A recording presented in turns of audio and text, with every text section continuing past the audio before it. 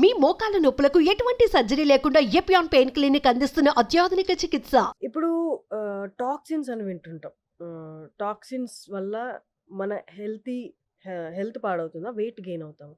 Environmental toxins తోటి. Environmental toxins first బాడీలోకి ఎలా వస్తాయి? Mm. ఒకటి మనం పీల్చే గాలి ద్వారా రావచ్చు, లేదంటే మనం తీసుకునే ఫుడ్ వాటర్ కంటామినేట్ అయితే రావచ్చు, లేదంటే మనం తీసుకునే వెజిటబుల్స్లో సాయిల్ కంటామినేట్ అయినా రావచ్చు, లేకపోతే మనం స్కిన్కి, తలకి, జుట్టుకి పెట్టుకునే వాటి Dye. వల్ల ఒంట్లోకి రావచ్చు. ఓకే. సో వీటిలో కొన్ని నేమ్స్ చెప్తాను, చాలా ఉంటాయి. సల్ఫేట్, పారాబెన్స్, సల్ఫేట్ అంటే చాలా వరకు థాలేట్, షాంపూల్లో ఉంటుంది కదా. అది థాలేట్. అందుకే ఈ మధ్య కొన్ని షాంపూస్లో this is sulphate sulphate free free అని. Shampoo, this plastic is paraben free Hmm. అని ఎందుకు చూస్తాము అంటే ఆ టాక్సిక్ కంటెంట్ మా ప్రోడక్ట్లో తక్కువ ఉంది అని చెప్పడం. సో ఇలాంటివి అసలు ఎందుకు టాక్సిక్ బాడీలోకి వెళ్ళి ఏం చేస్తాయి అంటే హార్మోనల్ బ్యాలెన్స్ని ఎఫెక్ట్ చేస్తాయి. కొన్నేమో ఎండోక్రైన్ డిస్టర్ప్టింగ్ కెమికల్స్ అంటాము, అవి హార్మోన్ లాగా పనిచేసి బాడీలో హార్మోన్స్ని రెగ్యులేషన్కి డిస్టర్బ్ చేస్తాయి. Mhm. కొన్నిసార్లు హార్మోన్స్ కూర్చునే రిసెప్టర్స్ పైన ఈ ప్రోడక్ట్స్ వెళ్ళి కూర్చుంటాయి. Oh God. సో హార్మోన్స్ ని పని చేయకుండా ఆపడము, లేకపోతే బట్ హౌ హార్మోన్స్ ఇదంతా లాగా ఎక్స్టర్నల్ గా కదా, షాంపూ అనేది ఎక్స్టర్నల్ గా అప్లై అబ్జార్బ్ చేస్తాం. అవుతుంది కదా స్కిన్ లో నుండి. When you are Okay. Applying on the skin products, makeup products. Mhm. అందుకని కుదిరినంత వరకు organic vegetables, organic foods, makeup, cosmetics organic గా ఉండడము, ఈ పారాబెన్ ఫ్రీ, సల్ఫేట్ ఫ్రీ, అలాగే ట్రైక్లోసాన్ అంటాము, ఇలాంటివి లేకుండా ప్రోడక్ట్స్ యూస్ చేసుకోవడం బెటర్. But ఇంతకు ముందు రోజుల్లో ఇవన్నీ ఉండేవి కాదు కదా. ఇప్పుడు the amount of toxic products మన చుట్టూ పెరిగిపోయాయి. చాలా మంది అనుకునేది ఏంటంటే షాంపూ జస్ట్ ఎంత ఒక 2 minutes నా తల మీద ఉంటుంది, నీళ్ళు పోసుకుంటూనే వెళ్ళిపోతుంది, ఆ సల్ఫేట్ నన్నే ఎఫెక్ట్ చేస్తుంది అనుకుంటారు కదా. So It's absorbs. It will disturb hormones ఇవన్నీ కూడా. అండ్ అది ఎలా వెయిట్ గెయిన్ కి దారి తీస్తుంది? సో ఒక ఎగ్జాంపుల్ చెప్తాను. ఇప్పుడు పారాబెన్స్ కానీ థాలెట్స్ కానీ ఉంటాయి కదా, ఇవి హార్మోన్ రిసెప్టర్స్ పైన కానీ యాక్ట్ చేయడం కానీ, లేకపోతే రెగ్యులర్ హార్మోన్స్ లాగా కనిపించడం కానీ అలా చేసి రెగ్యులర్గా మన హార్మోన్స్ పనిచేయడం అనేది బ్యాలెన్స్ పోతుంది. అది పోవడం వల్ల మనకి హార్మోన్స్ మెటబలైజ్ అవుతాయి, అంటే బాడీలో నుండి ఎలిమినేట్ అవ్వడానికి వాటికి ఒక వే ఉంటుంది.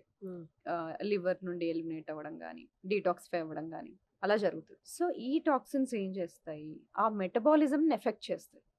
సో అవి ఆ హార్మోన్స్ మెటబలైజ్ అవ్వకపోవడము, అన్నెసెసరీగా వేరే ఫామ్లో ఉండడము.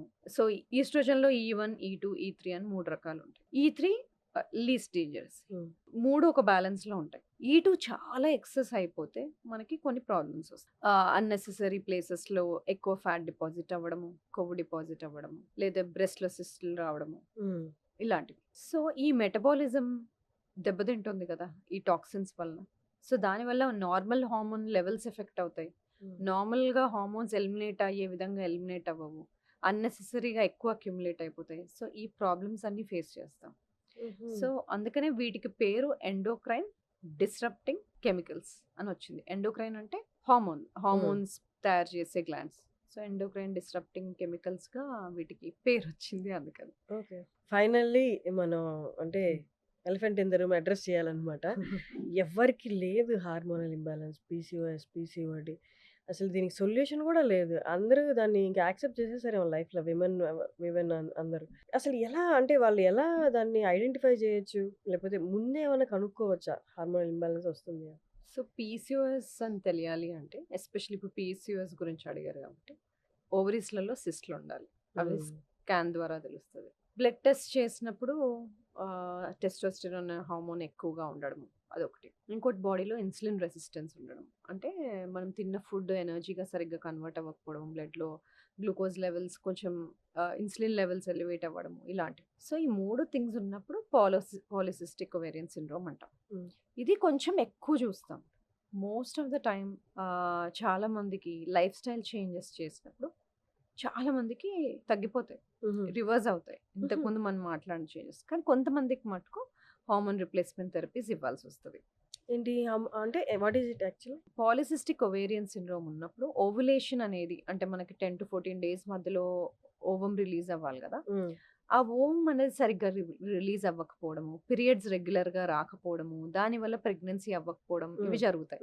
సో ఓవం టైంకి రిలీజ్ అవ్వాలి అంటే హార్మోన్స్ కరెక్ట్గా పనిచేయాలి. సో వీళ్ళకి ఆ ఓవం రిలీజ్ అవ్వని వాళ్ళకి ప్రెగ్నెన్సీ ప్లాన్ చేస్తున్న వాళ్ళకి కొంతమందికి ట్రీట్మెంట్ అవసరం పడతది. హుహు. ప్రతిసారి ఓన్లీ లైఫ్ స్టైల్ చేంజెసే చేసుకుంటాను, నేను డాక్టర్ దగ్గరికి వెళ్ళను అని అనడానికి లేదు. హ్మ్. హ్మ్. సో పీసీఓఎస్ సస్పెక్ట్ చేస్తుంటే మీకు ఇలాంటి సిమ్టమ్స్ ఉంటే లైక్ రెగ్యులర్గా సైకిల్స్ రావట్లేదు, లేదు ప్రెగ్నెన్సీ ట్రై చేస్తున్నారు కానీ అవ్వట్లేదు, ఇలాంటివి ఏవైనా ఉన్నప్పుడు మీ గైనకాలజిస్ట్ని ఎండోక్రైనాలజిస్ట్ని కలవడం చాలా ఇంపార్టెంట్. మొత్తం లైఫ్ స్టైల్ చేంజెస్తోనే అన్ని ప్రాబ్లమ్స్కి సొల్యూషన్ వస్తుందని ఉండదు. 50% of the time situation improve అవుతుంది, Yeah. కానీ అడిషనల్ కొంచెం పర్సంటేజ్ ఏదైతే హెల్ప్ కావాలో, ఎక్స్టర్నల్గా థెరపీస్ తీసుకోవాలో అవి తీసుకోవాల్సి వస్తుంది. న్యూట్రిజెనోమిక్స్ అంటే ఏంటి? ఈ రోల్ ఏంటి విమెన్ హెల్త్‌లో?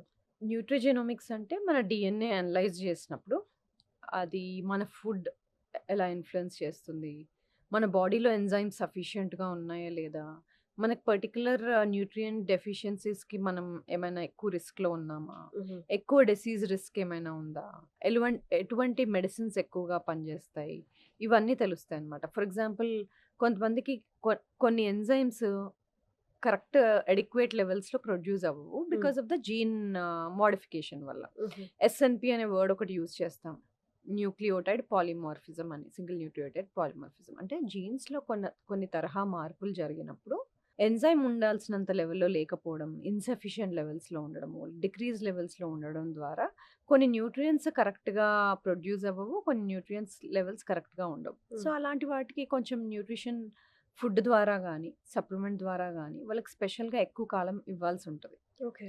సో ఇలాంటి ఒక డిఫరెన్స్ జెనెటిక్గా తెలుసుకోవడం మనం న్యూట్రిజెనోమిక్స్ అంటాం. అంటే okay. Effect of jeans on food and okay. Effect of food on jeans. So ఇది విమెన్లోనే కాదు, మెన్లో కూడా ఈక్వల్లీ ఇంపార్టెంట్. హుహు. సో ఇప్పుడు కొంతమందికి చూస్తే బయోటిన్ ప్రొడ్యూస్ అయ్యే ఎంజైమ్స్ కొంతమందికి తక్కువగా ఉంటాయి. సో వాళ్ళకి బయోటిన్ ఎక్కువగా ఉండే ఫుడ్స్ లేకపోతే కొన్నిసార్లు సప్లిమెంట్స్ ఇవ్వాల్సి ఉంటుంది. హుహు.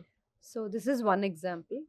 సో అలాగా న్యూట్రియన్స్ మన బాడీలో తక్కువగా ఉంటున్నాయి అంటే వాటికి జెనెటిక్ కాజ్ ఏమైనా ఉందా, Mm. జెనెటికల్లీ డిఎన్ఏలో చేంజెస్ ఏమైనా ఉండి అవి కరెక్ట్ తరహాలో యాక్టివేట్ అవ్వట్లేదా, ప్రొడ్యూస్ అవ్వట్లేదా అనేది తెలిసినప్పుడు మనం వాళ్ళకి గైడెడ్ న్యూట్రిషన్ ఇవ్వగలుగుతాం. Mm. దీన్ని న్యూట్రిజెనోమిక్స్ అంటాం. ఈ మధ్య రీసెంట్‌గా చాలా మంది సెలబ్రిటీస్ దీన్ని ఆప్ట్ చేసుకోవడం చూసాను. మీరు చెప్పండి హౌ ఫార్ అంటే ఇది అందరికి సూటబుల్ కదండి. డైరెక్ట్ న్యూట్రీ సప్లిమెంట్సా లేకపోతే వైటమిన్ సప్లిమెంట్స్ డైరెక్ట్ అదే సలైన్ లాగా ఐవీలో ఎక్కిచ్చేసి ఎక్కిచ్చేసుకోవడం. ఆ! అది అందరికీ సూటబుల్లా? Is that safe? IV nutrition ఇస్తున్నప్పుడు వాళ్ళకి డెఫిషియన్సీస్ ఏమైనా ఉన్నాయా అవి తెలుసుకోవడం ఇంపార్టెంట్. ఇంకోటి ఏంటి, what is the goal, Hmm. ఎందుకు తీసుకుంటున్నారు, టు ఇంప్రూవ్ సర్టన్ థింగ్స్.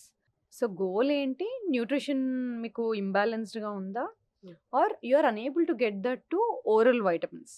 కొన్నిసార్లు డెఫిషియన్సీస్ ఉన్నప్పుడు ఓరల్ వైటమిన్స్ సూటబుల్గా లేదు, గట్ హెల్త్ సరిగ్గా లేదు, అబ్జార్ప్షన్ సరిగ్గా లేదు, లేకపోతే చాలా డెఫిషియెంట్గా ఉంది, ఇమీడియట్గా కరెక్ట్ అయిపోవాలి, చాలా టైం దీని మీద వేస్ట్ చేసుకోవడానికి లేదు. ఇలాంటి డిఫరెంట్ ఫ్యాక్టర్స్ మీద ఐవీ న్యూట్రిషన్ ఇవ్వాల్సి ఉంటుంది. ఐవీ న్యూట్రిషన్లో చాలా న్యూట్రియన్స్ ఉంటాయి, మినరల్స్ ఉంటాయి. Depending on the need, what is the need అన్న దాన్ని బట్టి మనం ఆ పర్టికులర్ వైటమిన్స్ ఆర్ న్యూట్రియన్స్ చూస్ చేస్తాం. ఓకే. సో అందరికీ ఒకటే సూటబుల్లా అంటే మే నాట్ బి. సో కొంచెం చేంజెస్ చేసుకోవాల్సి ఉంటుంది. సో ఏదైనా దాని కన్సర్న్ డాక్టర్ని అయితే కన్సల్ట్ చేసి తీసుకోవాలి. నార్మల్ చాలా చోట్ల చూసేస్తున్నాము. అంటే డాక్టర్స్ ద్వారా కాకుండా సప్లిమెంట్స్ పెట్టేయడం. మేబీ దే షుడ్ గో కదా, దానివల్ల డాక్టర్ని ఎఫెక్ట్స్ కలిసి అసలు కాజ్ ఏంటి, ప్రాబ్లం ఏంటి టెస్ట్ చేసుకొని చూసుకొని దెన్ తీసుకుంటే సేఫ్. దానివల్ల మళ్ళీ ఇంకా ఏ ఎఫెక్ట్స్ No. రాకుండా side effects. It's great talking to Samata garu. Thank you so much. Thank you. It's అంటే ఎప్పుడు మాట్లాడినా మీతో ఇట్స్ కొన్ని మీరు చెప్తుంటే ఐ ఓపెనింగ్ లా ఉంటాయి అనమాట. చిన్న చిన్న జాగ్రత్తలే, బట్ మన వ్యూయర్స్ కూడా లాస్ట్ టైం లాగా ఇప్పుడు కూడా చూసి పాటిస్తే ఫస్ట్ హెల్త్ సరిగ్గా ఉంటే అదే రిచ్ అన్నట్టు కదా. Thank you so much for coming again. Thank you. Thank you.